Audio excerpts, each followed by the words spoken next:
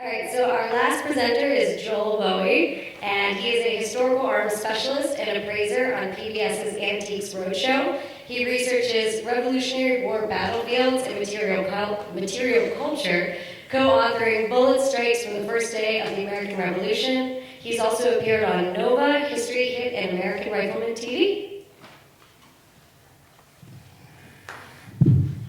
One clap. Thanks a lot. Thanks a lot. Yeah, that's what happens when you put me last, Ashley. I'm going to make this clicker go fast. So, throughout the day, I'm going to try to not draw this out so everybody can hopefully stay awake through it. Through the day, we talked about arms laws, militia with Alex, and Eric talking about a basic breakdown of flintlock arms of the Revolution. My talk is going to go into the arms a little bit, then into what makes them function. We're going to go into some ballistics, a little bit of archaeology, and some live fire stuff that we've been doing. So it's got a wide variety of stuff. So here we go. So in order to understand the ballistics of the arms, we actually have to study all the original arms. And obviously this is not all of them, but here's 4 examples of guns that we've researched. The Top Gun is a great example of an earlier gun used during the start of the American Revolution. Almost looks like a club with a fairly large bore, consistent with roughly what a British bore would be. Of course, Eric ended up using the same fowling piece image on the second one down. Robert Chaffin, he carried that on April 19th, 1775. And it's got a really nice long barrel, 55 inches, a .64 inch bore. The next gun down, another April 19th gun, carried by Framingham Minuteman Corporal Roger Brown. He came into the fight around Brooks Village in Lincoln, Massachusetts. This gun was passed down through the family in the collection of the Concord Museum. And although reconverted and half-stocked in the 19th century, the bones of it are still a really good April 19th gun. And of course, one of my favorites, and Eric's favorites too, I can't believe we agree on something, one of the British Brown Bess muskets, this time a pattern 1756. Not as pretty as the 1742, but still pretty cool. And that, like Eric talked about, the bores of these guns are from about .76 to .82.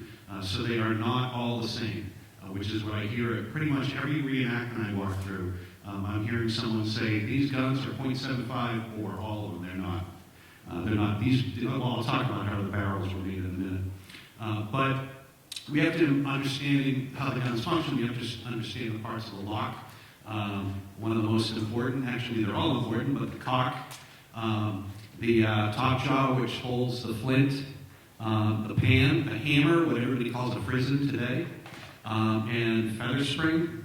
You can see on the little inset image, the inside of the pan with a vent, and the inside of the lock with the main spring, tumbler, bridle, sear spring, and the sear. Not a whole lot of parts in there, but with one of them broken, the gun does not function. Flints that were used. Without a flint, the gun's not going to go off.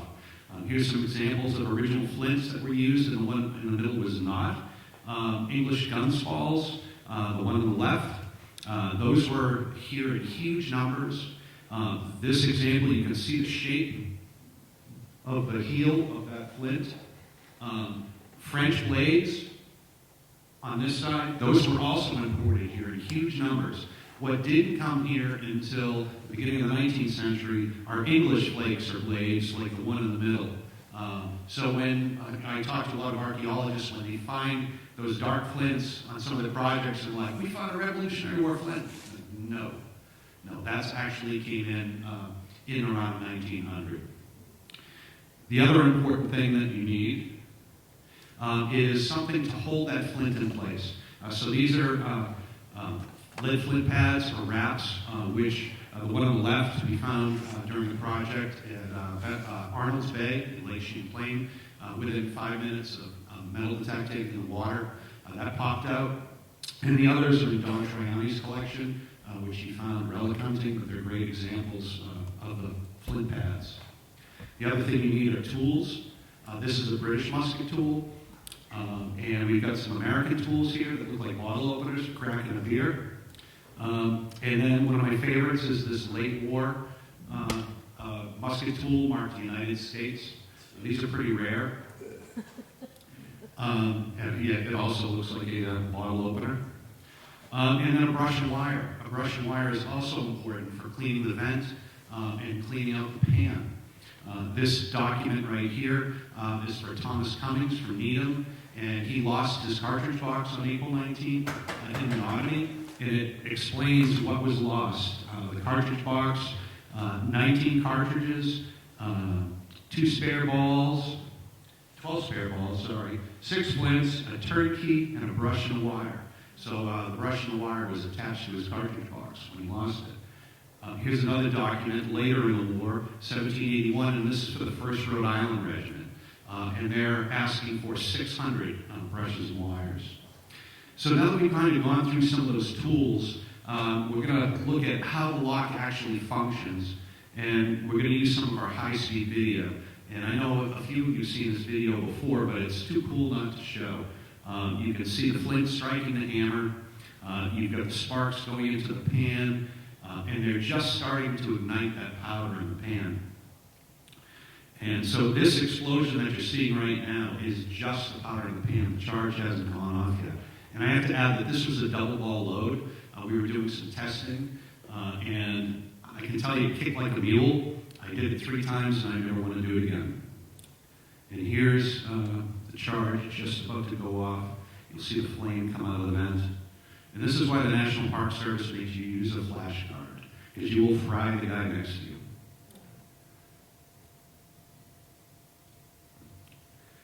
So then, forging a barrel. Today, people think, that barrels were forged just like they are now. They were actually formed around a mandrel from flat stock and welded together, and then they would file them and ream out the inside. So what happens is, when you do that, you're not going to get something that's exact. You can't have consistency. So we've studied 78 original muskets, and we've cataloged all their bore diameters, and these are just British muskets. And thanks to Eric Goldstein, who shared the bores from the really good quality guns in his collection. We also looked at Don Triani's collection and other collections, and came up with the bore diameters, but you can see the difference between all the bores. The other thing that's important for the people at the outset of the Revolution and during the Revolution are paper cartridges. They knew that you can load faster if you have paper cartridges in your cartridge box. So this newspaper article from March 11, 1775, talks about the fact that the writer has great reason to think from the observations he has made there is not a proper regard paid to the importance of having cartridges properly made with a ball in each, and would therefore strongly recommend it to my countrymen immediately to be provided each man able to bear arms with at least 20 well-made cartridges. A soldier tolerably expert may with ease load and fire with cartridges 4 times in a minute. I think that might be a little high, but I have no doubt but we shall be obliged to take the field in defense of our just rights and liberties in the spring. Therefore, I hope a proper attention will be paid to this hint from a true friend to his country. So actually, he is correct, though, that they could load a lot faster. And here's some original paper cartridges, some from my collection, Dr. Gary Milan and Don Triani. You can see the buck and ball cartridges off to the left, which we'll talk about in a little bit, and then regular ball cartridges to the right. And the 2 down below from Don Triani's collection are interesting because they never had any linen cording wrapped around them to seat the balls, so it didn't fall apart. The other way that they loaded is with a powder horn, and I have a lot of people ask how they did it. And you would have a powder measure, and you can see in this example the powder measure right here, which would be set to pour the correct charge into the bore of your gun, and then you'd load the pan from the horn itself. We've also been researching ammunition, and it's always very serious. In this case, we're studying 5 musket balls that we found at the North Bridge a couple of years ago in Concord. And we sat down and after we had picked them up, we did a field cataloging of them, and then we cleaned them and went over them again. This is one of the studies that we did. We've also researched trays and trays of musket shot at Fort Ticonderoga, and they have 12 of these trays of musket shot that don't really have provenience other than being found there, but they're great examples to go through and study and collect data.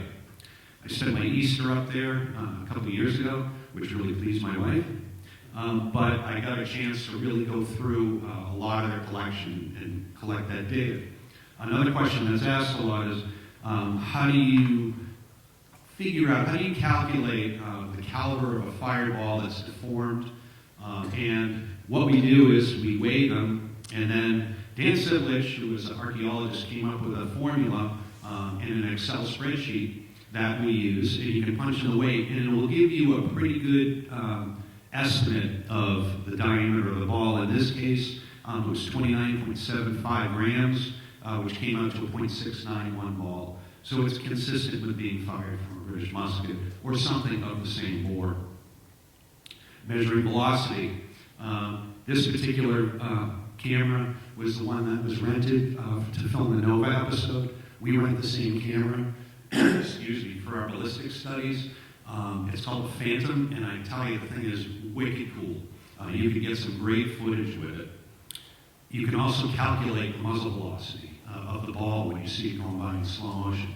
We also use chronographs. This is a new Garmin Zero. We also use another Alphon rangefinder. We use all of that and collect and record all of the data on the different machines to see how they measure up. And here's a great image of Ticonderoga filming Nova with the chronograph and the high-speed camera on the gun. Another question that's asked, velocity. What's the velocity of a brown vest musket? Well, there isn't one. It's from here to here. There's so many variables. You can't just come up with one. It's not like it's a, Lee Enfield Mark I that's 2,300 feet per second. It's all over the place. Even with the same powder charge, it can vary greatly. So really, the amount and quality of the powder used is really important. Powder spillage in combat well loaded. We know soldiers in combat, they pour some powder in the pan, they go to pour some down the barrel, and they may dump some out, so they could lose a little bit of powder. Another very important one, which we're going to talk about in a minute, is windage, the size of the bore compared to the size of the ball. And then double ball loads. Double ball loads change the velocity greatly. It really diminishes the velocity. So while the first ball could kill somebody, the second ball would probably just piss them off. And getting into the windage now. This is May 1775. It's a memorandum of orders for the Army, and it lists, getting bayonets for your guns, cleaning your guns. It also lists that each soldier has such cartridges that will slide down without drawing the rammer. So that ball, compared to the bore, is going to be a lot smaller. There's going to be a lot of windage on that ball. In 1855, Major J. Clark Kennedy in London wrote The Theory of Musketry, and there's some really good things in here. He wrote, a musket loaded with a round ball, which by its own weight would rest upon the bottom of the bore. When the piece was held at the present, and being smaller than the bore, there would be windage or a certain space left above the ball. He also wrote, gunpowder, when fired, acts with equal power in all directions, and when confined, as in the barrel of a musket, forces its way wherever there is the least opposition offered. In this case, therefore, a portion of the force of the charge escapes by the open space above the ball, whilst the force of the remainder of the charge drives the ball onwards. The greater the windage, the greater is the escape and waste of the force of the charge, a matter serious enough in itself, but only a part of the evil effects of windage. For gunpowder, acting equally in all directions, presses the ball violently downwards as it escapes through the space above, and the ball, driven forwards by part of the charge, and downwards by the other part, would strike the bottom of the bore, from whence following nearly the same law, by which a ball would bound off when thrown against the wall, the bullet would pass along the bore bounding and rebounding. Now he gets it to a certain point, but the bullet does not bound and rebound. in the bore. This is what he thought it did. And it doesn't do that. There are other people who say that the ball spins in the 19th century, but all of the video we recorded and all of the musket balls we fired and recovered, there is no evidence of that whatsoever. So here we have two diagrams. You have a paper cartridge loaded into the bore of the gun, and the gap above it, you get a little cartridge paper in there, in the windage, the area of the windage. And on the bottom image, the charge goes off. You can see the gases pushing the ball and going over the ball. And that arrow on the bottom is interesting because what happens is when the gases go over the ball and behind the ball, they push it along the bottom of the bore. And a lot of times, you can see that mark on the ball when you recover it. And here's another video. And this is going to show you, you can see the windage. So all of the gases that you're seeing right now escaping from the bore of this musket are all from windage. The ball hasn't come out yet. You'll see it come out. So there's a lot of gases escaping before the ball even comes out of the bore of the gun. And then as the charge catches up, you'll see a little bit of cartridge paper from the initial blast. And then the ball will go by, and then a little bit more cartridge paper from behind the ball. It's hard because this was a fouling piece, actually, and the ball was about 0.58, so it's a small ball to see. And you can see it going by. And a little bit of the paper hanging around behind. So I talked about those musket balls that were found at the North Ridge a couple years ago. And I don't know whether any of you saw them. They were in the papers. They're actually all over the world. I had people contacting me from London when they read these articles. But one of the balls that was found is this one. And when the Park Service finally posted this, there were a lot of comments on their Facebook page. And I can tell you most of them were some of the dumbest things I've ever read in my life. And one of the people, and I'm going to show you a couple of those in a minute, but one of the things to look at on this wall is that mark right there. So it's not really a great picture that you put in there, so I can't necessarily blame these people too much, but I'm going to. So the one on the left is great. I'm no forensic specialist, but I don't believe that the round ball in the photo has ever been fired. If it had been, it surely would have struck an object or a body, because every bullet has to hit something. You know, none of them run out of gas and reach terminal velocity and drop on the ground. If it had, it would have some distortion. The smooth line you're referring to was made during the molding process. You're certainly willing to dispute me, but I don't believe I'm wrong. Well, he's dead wrong. And then the other one looks a little too pristine, smooth and round to be fired a ball. No. Yeah, no, not every bullet hits something at high velocity. So people don't seem to understand that. And here's that ball the day we found it in my hand. And you can really see that mark on the ball. Right there. That's from the windage. When that ball's pushed down, it scraped the bore of that fouling piece, fired through the air, across the North Ridge, and it just ran out of gas and dropped in the soft ground where we found it, almost 250 years later. Here's two other balls with compression banding from windage. The one on the left is an archaeological recovery, and the one on the right is one that we fired in our live fire studies. Again, we do a lot of live fire studies where we fire, metal detect each round, bag it, tag it, bring it back, and record all that data. Here's another one with some compression banding on the left. But another study that we did was firing a cloth on ballistics gelatin to see if we could see a cloth imprint on it. Because archaeologically, some shot had been found near hospital sites with a cloth imprint, but you could see powder cycling on the back, so it wasn't from a patch. We wanted to see if we could do that, and we did it numerous times. And the weave of the cloth we used, if it was fine or coarse, it all showed up in the balls, which was really cool. Mold marks, like that gentleman before, not the forensic specialist, these are mold marks. The one on the top left, we found a project a year ago at Fort Ticonderoga, and a cache of 50 musket balls in a hole that had never been fired. And it was probably cast in a brass mold similar to the one in the middle. You can see the striations around the ball, which are consistent with being cast in a mold just like that one. Ball screws.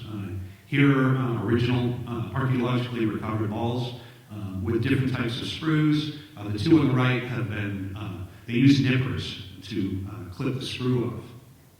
Another thing that gets mentioned a lot is ramrod strikes. Here are two on the left from our live fire studies, and then two from a dig at Saratoga. And you can see the top ball that's more than likely completely round with the ramrod strike in it. That's a fired ball. Again, it reached its terminal velocity and didn't squish or deform like the one below it. Another type of cartridges, like we mentioned before, buck and ball. Here you can see original cartridge and what it looks like inside the paper.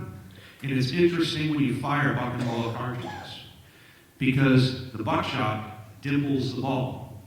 And when I took this ball after we had fired it and I put it under the microscope, just the way it sits here, that's why I took that image, you could tell how much of an idiot I am because the first thing that came to mind was this. I mean, where it struck the ground, almost looks like Mr. Bill's hair. I think I dated myself with that image also. High impact rock strikes. So yes, there are some musket balls that hit an object at a high velocity. This particular one was from a current Elmbrook Hill project. Well, current, we did it a year ago. It struck a rock at a real high velocity, and it looks like a shiitake mushroom. Another one that we find from time to time are pull musket balls. This ball is a .64 caliber, consistent with being fired or pulled out of a French musket. And you can see how someone tried to use the central tool there to pull it out, but they couldn't get it, so they had to spin it around and grab it another way to get it out of the bore of the gun. Another thing that's important about the archaeological work and the shooting, the live fire shooting that we're doing, is using all of that data. So we're working on an archaeology project, like the Parker's Revenge project about 10 years ago. We can take all of that information and use GIS to help it better tell us what happened there. And you can see here where we put the musket balls that are consistent with being British, or the red ones, obviously. The ones that are consistent with being fired from fowling pieces are the blue. And in the middle of the red, there's a little blue one right up in here. That was the only dropped or unfired shot we found from a fowling piece. So it tells you that someone was standing on that spot loading a gun when they dropped that ball. The current Elmbrook Hill project, which we've been doing, and the information hasn't been released yet, but this has, so I can share it. Park Service won't kill me. This shows in cloud patterns where we found a musket shot. Now, I don't know whether people know where this is. Some people called it the Bloody Angle site before. It's now Elmbrook Hill. But everybody thought that the Bloody Angle battle happened here. Well, there's another angle in the road here. And based upon, you can see the heavy fire, that's high trajectory hits right there in that middle of that cloud. So it looks like we've got a lot of action, rear guard action going on in that spot. And then as you go up the road to the next bend, you have some sporadic fire. And then as we got around the bend and had to stop, all of a sudden it started to pick up again. So I think, sadly, we're about to cry because it's 2.5 weeks, we're just getting into another part of the fight and time to stop. So hopefully in the future we'll be doing more work there. One of our other projects, as Ashley said, is bullet-struck objects from April 19th and recreating that stuff. This is James Hayward from Acton, his powder horn. It was struck by a British ball, or a ball that is consistent with being from a British musket, .70. You can see where it went in fairly round and then blew the other side out. And originally it would have blown the wood plug out of the back.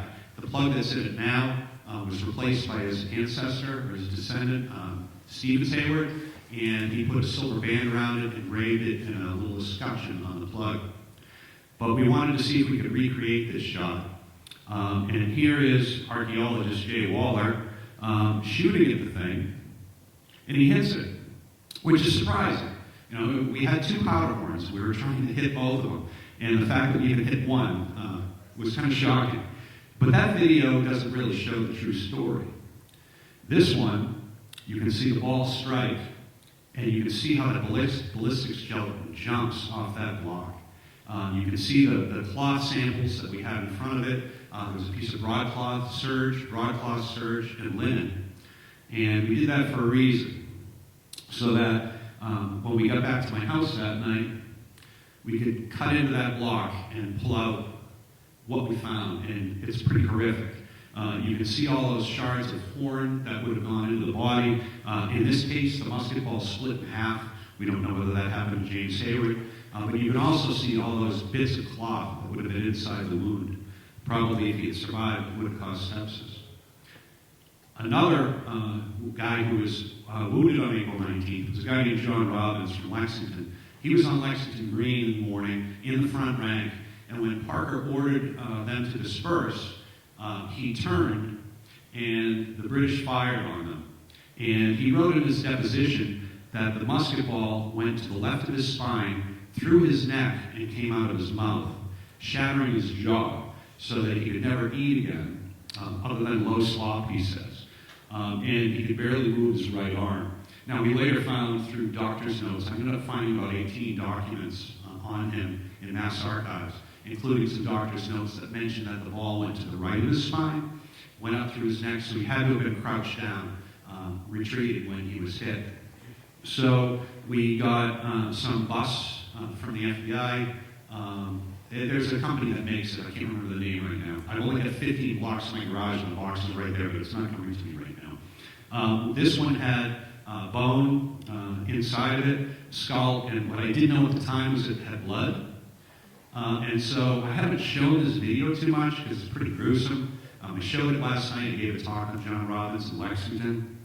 But we ended up putting a Sharpie mark after we lined it up right there. And we told archaeologist Jay Waller, you gotta hit that spot. This thing's $500. You gotta hit this spot. And he didn't hit it exactly, but he came pretty close. And you can see how the ball went through his neck and cracked his skull and came out of his mouth. Pretty horrible video. Now, this guy survived until at least 1791, which is pretty unbelievable. And here's the results. You can see all the fragments on the slide to the left of the jaw. By the way, we did take that home and we cut it apart on my kitchen counter with my wife sitting there watching disgust with fake blood everywhere. It was pretty gross, but we needed to get these results. So, I just made her a drink and said, go in the other room, we'll clean it up. And so we were able to take all those fragments out of the ballistics gelatin, and then we partially reconstructed the skull to see what we were missing. And you can see on his bottom of his right jaw, there's a lot of parts that are just gone. And you got to think about all those parts, other than what the doctor was pulling out of his face for years, would have been floating around in his skull or in his face for a long time. And they talked about his wound oozing for years. So it's just a horrific wound. 69 caliber ball through the back of the neck and coming out of his mouth is just horrible, especially at a fairly low velocity. So on that note, I'm going to end it with a book plug. Yay! Bullet Strikes on the First Day of the American Revolution, written by co-author Douglas Scott and myself. And we do have one celebrity endorsement. Kurt Russell is the 8th great-grandson of Jason Russell, who was killed on April 19th. And he came to the Jason Russell house on July 3rd and 4th to see where his descendant lived, his ancestor. And he ended up getting 8 copies of my book, which I was pretty psyched about. So, on that note, thanks to everybody who's helped us, and thank you for listening, and hopefully less of you awake. No, you sleep. You snoring? No? Okay, good. I did my job. Thank you.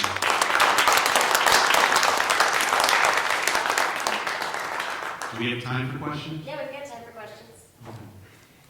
So, I'm assuming the Fowlers are called Fowlers because they were used as like bird guns? Yeah. Right? So, for hunting, they're putting in much like am I right to assume that it's like modern shotgun where you're putting in a lot of smaller BBs that kind of go out? So you could shoot a fowling piece either way.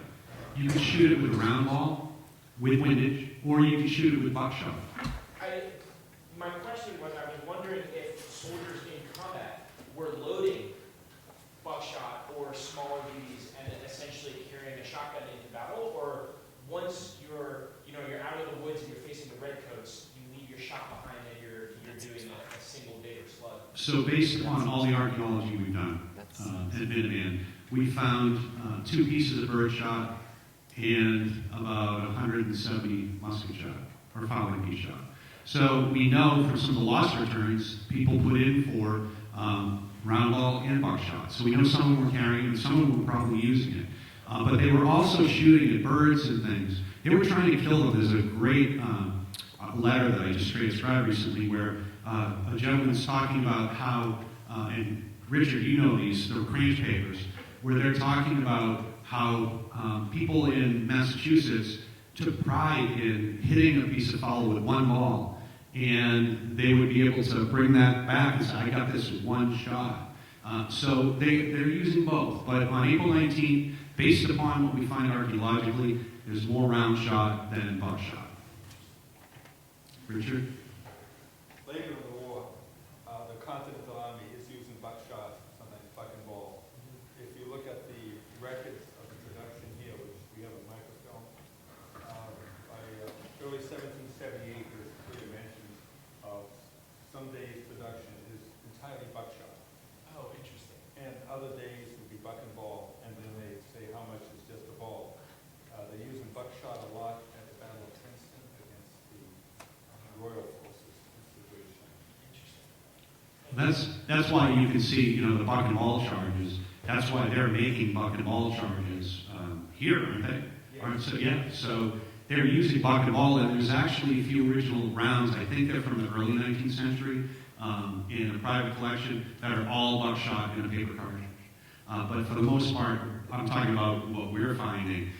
There's not that many that were, even if some of them were fired before or after the start of the revolution, there's not that many we're finding. Yes, Steve? The period treatises mention the expectation, how many shots a fresh flint would yield. So there's not a lot that from the period that mentions it. There's a few that say you can get 15 from a shot, and I think Bailey mentions this in his book on British small arms from some of the British papers. But it's odd because when we've done it with a fresh flint, there are some times where we've got 30 shots out of it, and there are some times where we get 8. So it's one of those variables that I don't think you can really sit there and say, exactly how many you can get out of one flint. And that's why they were told to bring sometimes 6 flints or 12 flints with them. At the Museum of Connecticut History, there's a wooden crate, I'll say it's a foot by a foot by a foot, and it has the antiquarian label on it that's not correct because of the dating by the machine-headed cut nails. And it's been, one of the ends is missing, so I'm sure some of the French amber flints and musket balls have wandered as souvenirs over the years. But one board afternoon, I very carefully emptied the contents. I counted the flints, and I weighed the 69 caliber musket balls.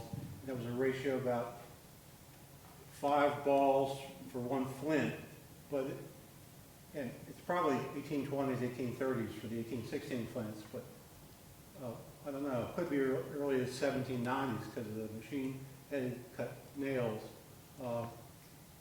but it's suggestive. Yeah, at that time it could be suggestive of what they wanted, what they figured you would get out of a flint. Certainly, like I said, we've gotten a lot more, and sometimes we've gotten less. And I'm using all original flints. I don't know whether you guys remember the IMA shipments where they had barrels of these things. And I would go through and take all the dark flints out, and reenactors would take those. And then I'd use all the French blades and the English gun spalls I keep and organize them by size so that I could fit them in all my guns quickly when we're doing a shoot. Of course, with lead and flint, wouldn't require secure magazine storage. I mean, the powder would take the priority for Oh yeah, no, like in Concord, the town stock of arms was in the courthouse. powder was kept somewhere else. But that's the town stock, not private stock. Thank you.